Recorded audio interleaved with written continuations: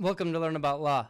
My name is Kevin O'Flaherty from O'Flaherty Law, and today we're going to explain the grounds for contesting a trust in Iowa. A trust contest is a lawsuit claiming that a trust is invalid and seeking to void the trust. In order to be successful in this lawsuit, you have to prove one of several grounds, and that's what we're going to explain here.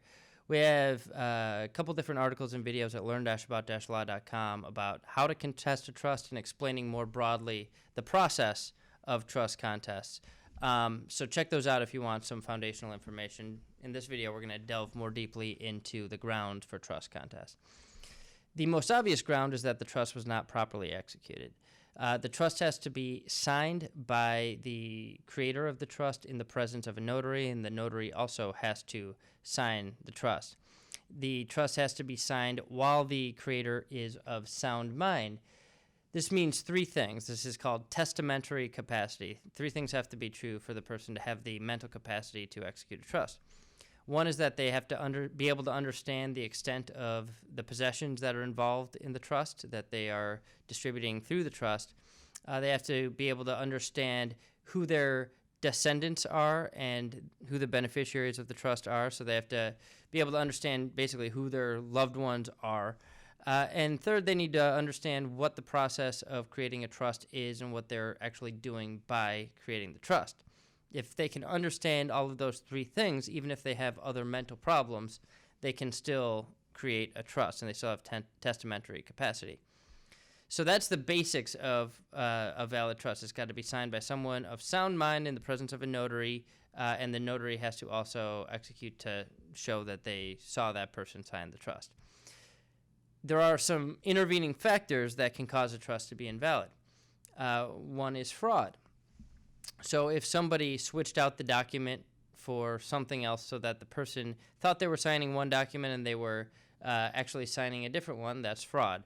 But any other lie or deceit or trick that caused the settlor of the trust to create the trust the way they did is fraud, and that can invalidate the trust. So one example is telling the creator of the trust that their son died in a war when, in fact, their son is alive. And the settlor then creates the trust in a way that does not include the actually living son. That would be fraud, assuming that the person who told the settlor that the son had died actually knew the son was dead and lied about it. Mistake about something like that isn't necessarily a ground for overturning a trust.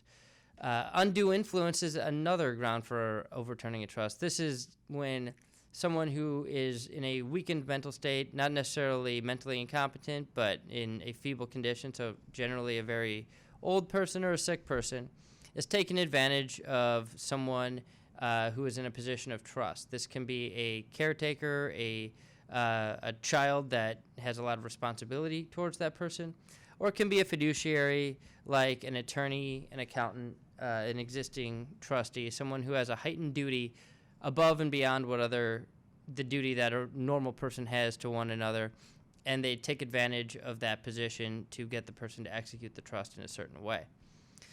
Duress is another ground for overturning a trust. This is when the trust was created as a result of threats. This can be a physical threat, saying I will do something bad to someone you love or to yourself if you don't execute a trust in a certain way. Or it can be financial threat, saying that unless you execute this trust, I'm going to do X, Y, and Z that's going to negatively impact your finances. It can be any sort of threat that causes them to execute the trust the way that they do. So these are the grounds, the basic grounds for a trust contest, and these are what you have to show at a hearing if you want to be successful in contesting a trust. If you have any questions, you can leave them in the comments section below this post at learn-about-law.com or below the video on our YouTube station. If you need some help, please feel free to give us a call, 563-503-6910. That's 563-503-6910. We offer free consultations in many areas of law, and we have several geographic locations for your convenience. If you found this helpful, we'd love it if you'd subscribe to us on YouTube, SoundCloud, Apple Podcasts, or wherever you listen to your podcasts or watch your videos. Thank you so much for watching and listening. Thanks so much for watching our video. If you have any questions, feel free to comment below. Click the subscribe button for new videos every week and download and review us on iTunes. Visit learn-about-law.com for other legal-related articles and videos. Visit our business podcast and video blog, seizeyourbusiness.com, and visit Making Real Estate Fun for real estate videos and podcasts. Call us at 630-324-6666 for a free consultation.